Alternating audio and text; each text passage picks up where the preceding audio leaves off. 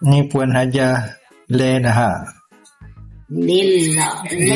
Lela daripada Kampung Melayu, Johor Bahru. Sakit ni dia menghampiri pangkisan kiri dan kanan. Dah berapa tahun ni sakit ni? 2 tahun tak. Dah 2 tahun ya. Kalau kita tengok tangan sebelah kanan tu bergoyang-goyang, tapi sebelah kiri tak goyang. Ini setelah buat rendaman kali ketiga ya, rendaman dan urutan. Banyak beza dia. Perbezaan dia, kalau dia berjalan kena pakai tongkat, tapi sekarang dah tak payah pakai tongkat. Tapi kalau pakai tongkat pun bagus juga. Dia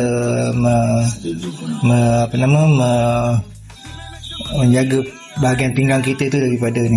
Pasal berdasarkan kat usia dah berapa tadi? Lupa lah. 35 dah. Cuba mati bangun.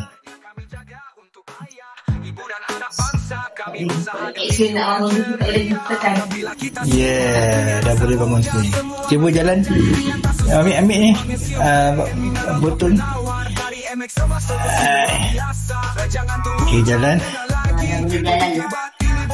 Janji kesehatan itu kekayaan ilahi, cuma usaha biar semua sampai mati. Dari utara ke selatan, timur ke barat, ramai sudah rasa kesan hebat. Jalan dia sikit turun. Sekarang ni jarak langkah dah jauh. Rasa tenang, jarak langkah dia lagi sikit langkah. Ilmu dikongsi tanpa bermegah, dengan semangat dan cinta sejati. Mahu lihat semua kembali berdiri, bukan sekadar produk semata.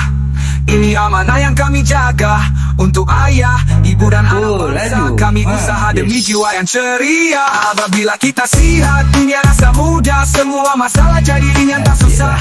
Magnesium spray, mineral drop penawar dari MX Serba solusi luar biasa. Jangan tunggu dengan lagi, produk hebat ini bukan janji.